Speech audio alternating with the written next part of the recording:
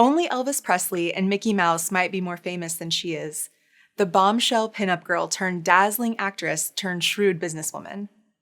But there was an underlying darkness to her life, and so many questions around her death.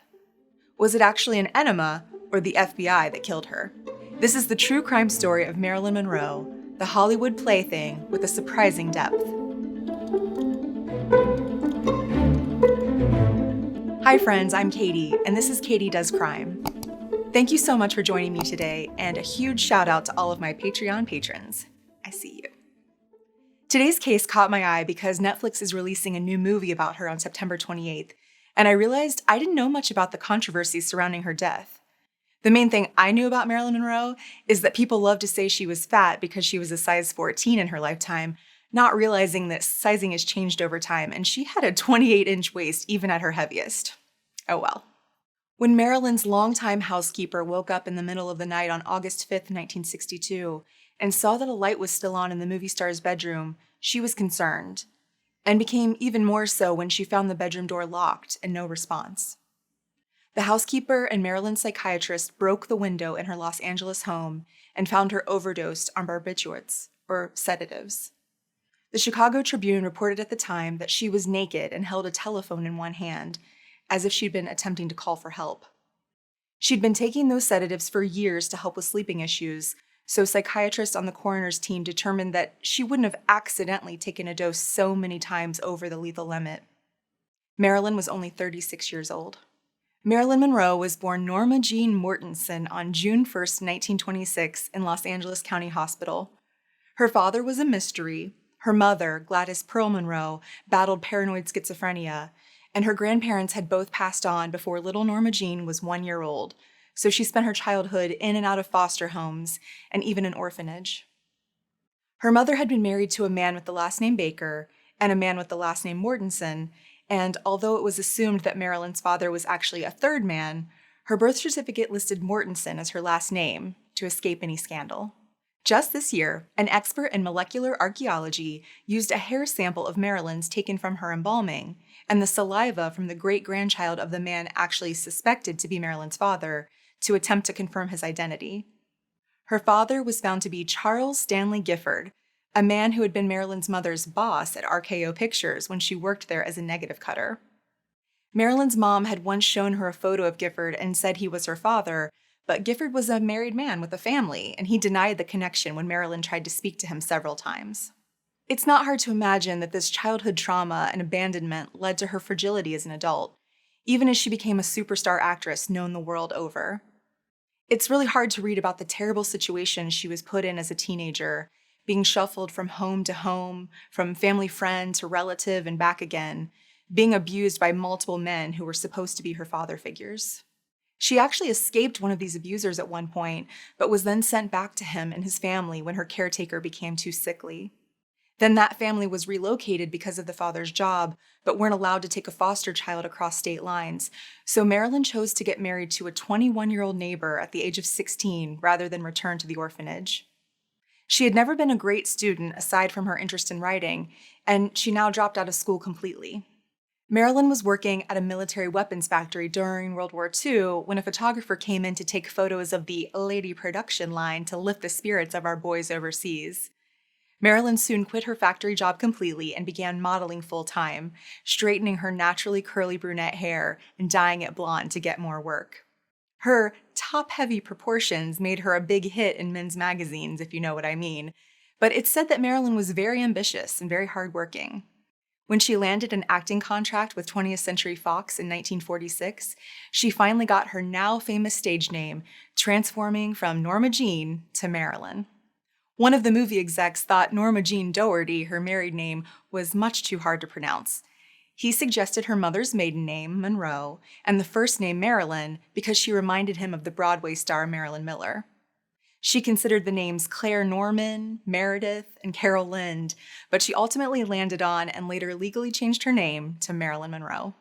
The new name didn't completely work its magic, though. In the years following her first film studio contract in 1946, Marilyn had only minor supporting roles and at one point turned to nude modeling for calendars and artists. But through 1951, she received praise from critics who saw her potential, and fans certainly weren't immune to her charms. She was named Miss Cheesecake of 1951, an honor given to the spiciest pinup model of the year, and she had relationships with several high-profile actors and the director of such hits as On the Waterfront and A Streetcar Named Desire. This is also when she started her relationship with former baseball star Joe DiMaggio, who would later become her second husband. But it was also during this time that Marilyn came to depend on prescriptions and alcohol to get her through her acting day. She suffered from low self-esteem and stage fright, maybe partly due to the stutter she developed as a child. She said it just appeared one day amidst her childhood abuse, and it actually became more pronounced during her lifetime, so much so that she spoke as little as possible.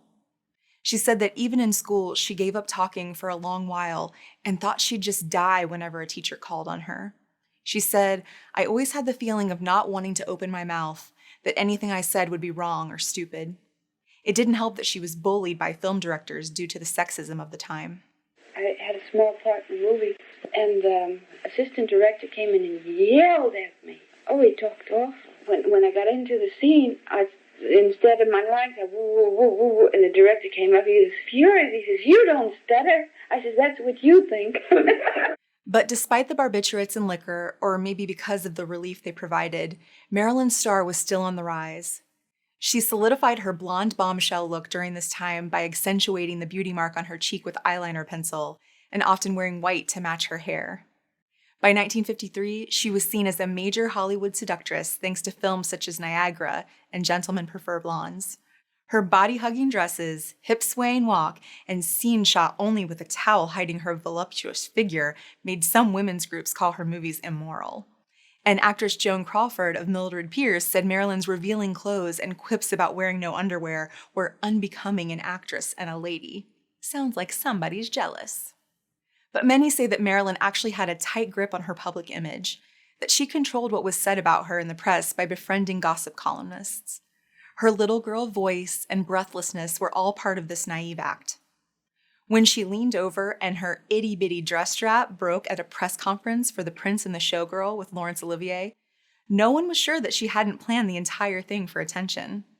And that famous subway grate photo with her white dress billowing around her, one of the most iconic images in history, was a publicity stunt for her movie The 7-Year Itch. When someone asked her what she had on for that nude calendar shoot she did in 1949, she said, "I had the radio on." She was the clever girl. As much as her appearance earned her a place in Hollywood, the types of roles it garnered ensured that she was always seen as a dim-witted playgirl. At a time when women just did not own production companies, she founded Marilyn Monroe Productions to combat the terrible scripts and indentured servitude she was forced to endure while under contract with male-owned movie studios. She made only one independent film and one project with 20th Century Fox under her company's name, but it gave Marilyn this newfound power that meant other production companies would have to give her script, director, and cinematographer approval if they wanted to work with her. But even if Marilyn was able to take control of her career, she wasn't able to control what people wanted from her. She wanted to be a bombshell and in musicals, but she also wanted serious roles and to use the acting chops she developed in New York City's Actors Studio. The public wanted her to only be this one thing, a beautiful, carefree, radiant doll to play with and entertain them. After her marriage to Joe DiMaggio ended in divorce in 1954, lasting a mere 274 days, she married for the third time to Death of a Salesman playwright Arthur Miller and converted to Judaism for him. The media hated seeing their darling girl united with this left-wing, commie intellectual elitist, and one headline at the time famously read, "Egghead weds hourglass." They supposedly loved Marilyn, and yet they objectified her and whittled her down to nothing more than her shape. They say that Marilyn Monroe syndrome is when everyone loves you, wants to be close to you, and makes you the center of attention, but no one really knows you, and everyone's only using you. In her book, The Marilyn Syndrome, Dr. Elizabeth McAvoy argues that long before Marilyn ended her life, she died of emptiness and solitude. It reminds me of this study I read a few years back where researchers talked about emotional labor, the idea that people like fast food workers have to provide service with a smile no matter how their day is going or how the customer's treating them. Having to fake happiness for so long leaves workers feeling depleted, and this is how Marilyn had to live every day for the sake of her fans all over the world. Like everything was perfect and easy. Of course, I should point out she made a whole lot more money doing it than your Starbucks barista does. But at the end of her life, it seems like maybe Marilyn had had enough. She overdosed on sedatives several times, but was able to get help in time to survive, showed up late to filming and couldn't remember her lines, and had a public affair, one of many apparently, with one of her film co-stars. She divorced Miller in 1961 after reading in his notebook that he regretted marrying her and found their marriage disappointing. I'm imagining that after having been abandoned by her mother as a child and being abused by her father figures, it was too much to also be betrayed by her husband, the family she chose. Marilyn lived out the rest of her days battling endometriosis, sinusitis, and depression, and of course, famously singing Happy Birthday to John F. Kennedy on stage at Madison Square Garden in New York City. When she died at her Brentwood home in the late hours of August 4th, 1962, friends and admirers blamed the media for tormenting her. Her death was officially ruled an intentional overdose by the LA County coroner, but as with any celebrity death, conspiracy theories abound. One is that Marilyn was going to cause a scandal over her affair with U.S. Attorney General Robert F. Kennedy, and the Kennedys had her assassinated, or at least helped her along by encouraging her drug dependency. Or maybe it was the FBI or CIA who wanted to put pressure on the Kennedys by having her murdered. Or maybe it was union boss Jimmy Hoffa who wanted to get to Marilyn's secret red diary full of scandalous information she'd gleaned from her affairs with the Kennedys. The deputy coroner in LA at the time published an explosive memoir years later where he said that he saw the red diary when Marilyn's body and personal effects came in, but it later mysteriously disappeared. And that as a young employee, he was forced to lie on the autopsy and say there wasn't extensive bruising all over Marilyn's body. It was all part of a massive cover-up, he said. Of course, his credibility was later called into question because it turns out he'd been fired from the coroner's office for stealing from corpses. One of the more imaginative theories I saw was from a journalist who said that Marilyn was totally psychotic at the end of her life and accidentally overdosed in an ambulance one night while heading to the hospital.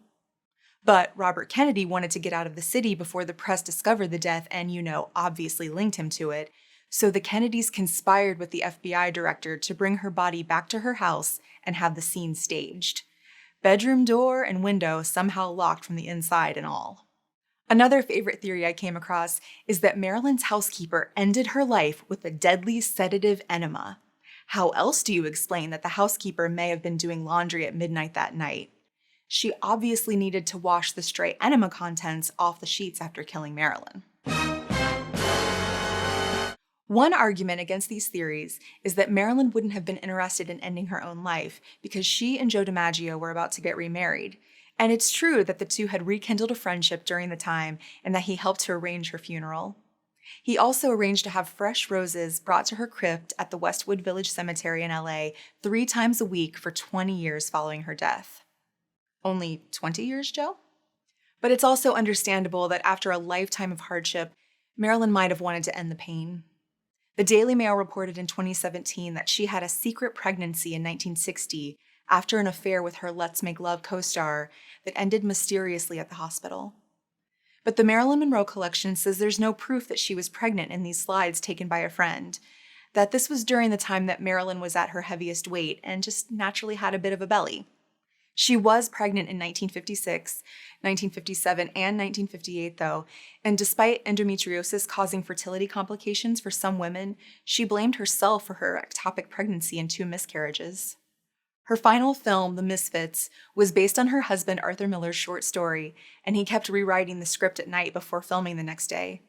Coupled with Marilyn's increasing substance abuse, it was nearly impossible for her to learn the new lines, and the movie ultimately failed at the box office. Marilyn was an artist, a woman who wrote her own poetry and did most of her own singing in her movies, and I can't imagine how frustrations both in her career and in her personal life must have affected this already troubled beauty. I started researching the death of Marilyn Monroe because of Netflix's upcoming movie, Blonde, but what I found is that her life was actually much more interesting. I had this idea about her that she was just a superficial floozy, her persona dreamed up entirely to lure him into the box office, who hadn't been keen on the tough, smart characters played by actresses like Katharine Hepburn in the 1940s. I thought that playing a bimbo probably meant that she was a little bit of a dummy herself, and certainly not a great actress.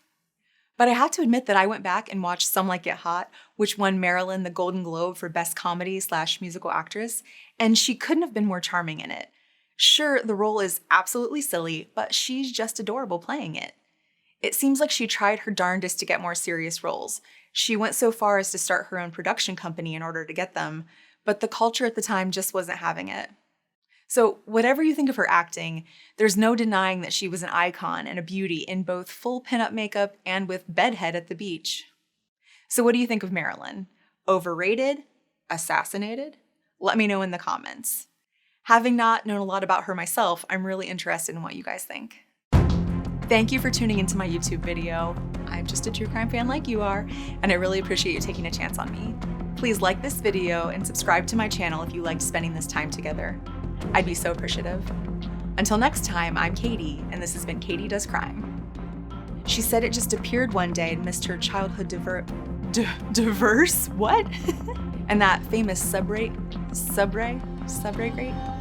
After her marriage to Joe DiMaggio ended in 1954. Did I say his name weird? I feel like I always say his name weird. After her marriage to Joe DiMaggio. Because she and Joe DiMaggio were about to get remarried. Oh, I said DiMaggio that time. Crap. Cool. It's going great.